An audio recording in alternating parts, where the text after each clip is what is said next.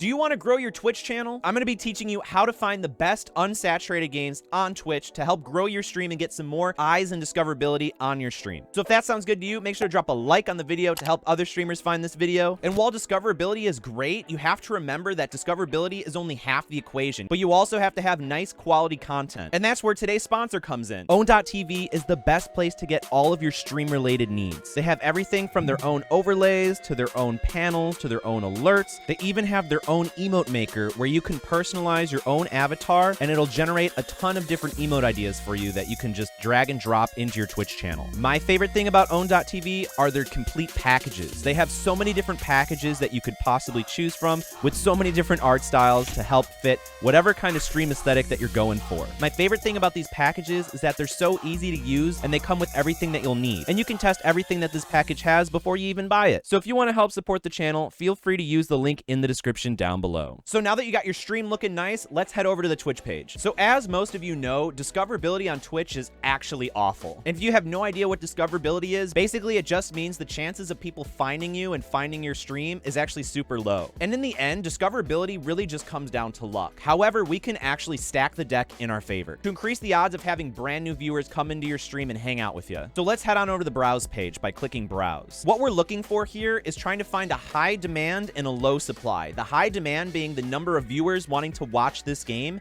and the low supply is the number of streamers actually streaming this game. So if you're just learning about discoverability, you'd probably look at the front of the browse page right here and think, wow, there's so many viewers in just chatting, so many viewers in Minecraft. If I stream these games, chances are at least some of those viewers will come to my stream. And that's where you're wrong, because if we click on, let's say, Minecraft, look at this. Let's say you have between 0 to 30 viewers, and let's just see. The number of people that are actually streaming is insane. We've been scrolling here, and look, the lowest we've got is 49 viewers. If you had 5 viewers, and I'm being generous here, chances are people are not going to scroll for about 10 minutes just to find your stream. So that's why Minecraft and other games like this at the top of the browse page are actually awful for trying to grow your stream and get more discoverability. So you might be thinking to yourself, okay, well, I can't play Minecraft, so what if I just scroll a little bit and I play something like Phasmophobia? There's still 17,500 viewers. Well, okay, that's cool, but let's say you have, 2 viewers. Okay, well, let's start scrolling.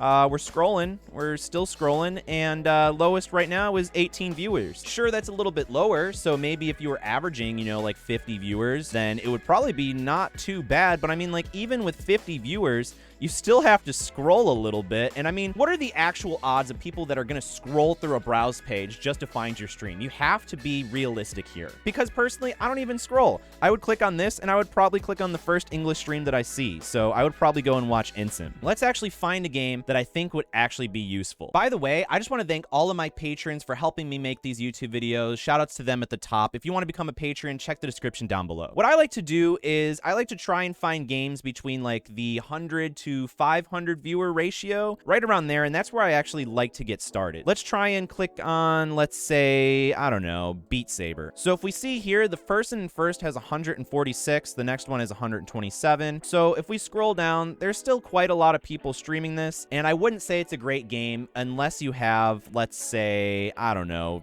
20 viewers. If you had 20 viewers, you would actually be the 5th person in line, which is not too bad. You're still on the top of the row. However, if you spoke, let's say, Spanish, then you would technically be the 1st person in line because this one's English, this one's English, this one's English, this one's English. So technically, if you would be the top Spanish streamer playing Beat Saber. So you have to keep language in mind as well. But if you're still an English streamer with, let's say, 2 viewers, this would be a horrible game for you as well. Chances are they'd be better than, playing Minecraft or any of the ones we looked previously, but we want to make it actually plausible for you to get some people in your stream. If you're noticing here, if you already have about 5, 10, 15, 20 viewers coming to your stream, you have a lot more freedom and a lot more choice on what you can actually play to increase your discoverability. But if you have 0, 1, 2 viewers, there's still hope for you. You just have to be a little bit more picky on the games you play, and you have to do a little bit more digging, but it's still very plausible. So if we click on a game like Five Nights at Freddy's, if you look at the top, this game has about 640,000 followers. followers, there's a couple things that I want to note about these types of games. So if you see, we have 400 viewers in number 1, then we have 9 viewers, 7 viewers, 5 viewers. If you had 10 viewers,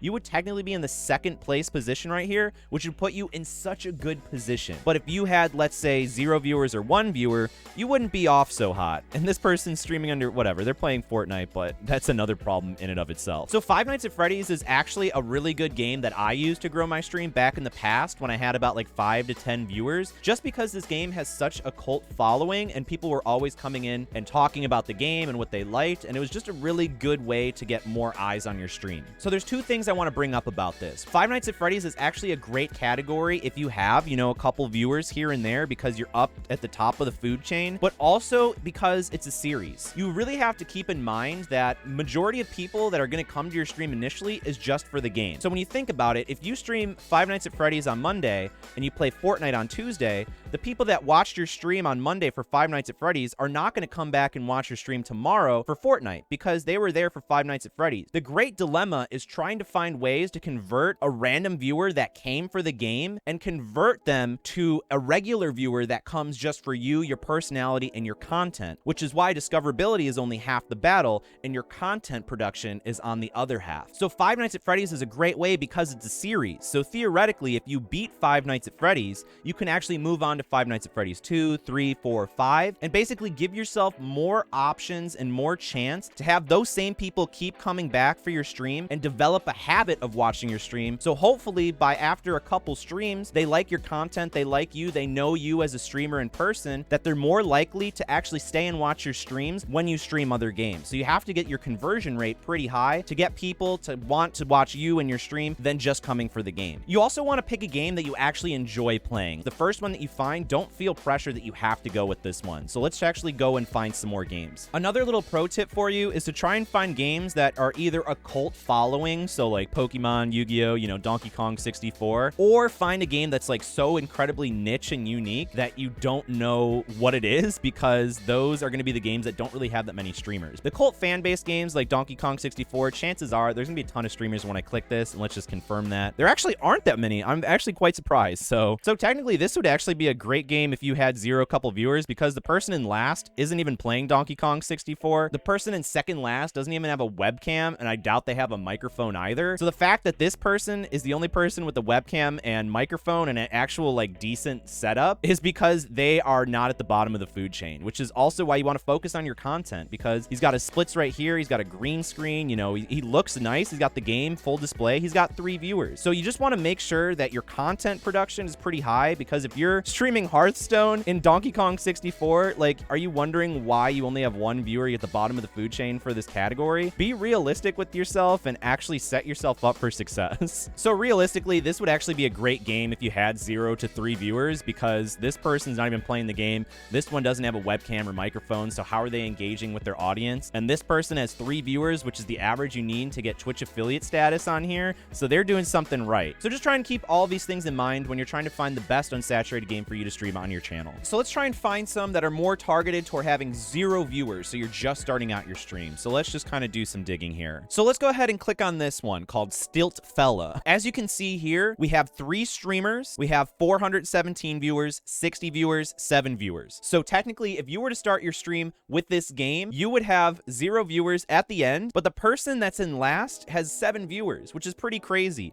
And it doesn't look like they even have a webcam or possibly even a microphone. So if you had a webcam and you were able to engage with your content and your audience, then you would stand a much better chance than this person. You could probably sweep right ahead. Also, keeping language in mind, if you were a English streamer, then technically this person isn't first because they can't understand this language or this language. So technically this is the only English streamer playing this game, and obviously it's paying off because they have 7 viewers, which is crazy. So keep an eye out with games like this, but let's try and find another one. Worms Revolution. I actually love this game, so let's click this one and see. This one is a good one too. Check this out. 3 streamers, 250 viewers, 20 viewers, 6 viewers. Person in the last place has 6 viewers. The affiliate requirement is 3 average viewers. So theoretically, you would be putting yourself in such a great place if you found a game like this at this time, because the person in last place has 6 viewers. Or if you're a Spanish streamer, you would be first on the list because none of these are Spanish. And chances of raids and hosts are actually a lot more likely in smaller niche games like this, especially if the streamer in first place right now doesn't have any friends that are online streamers streaming when they end. So the likelihood of raids and hosts definitely go up, because if they don't have any friends that are on and they still want to raid, chances are they're going to raid someone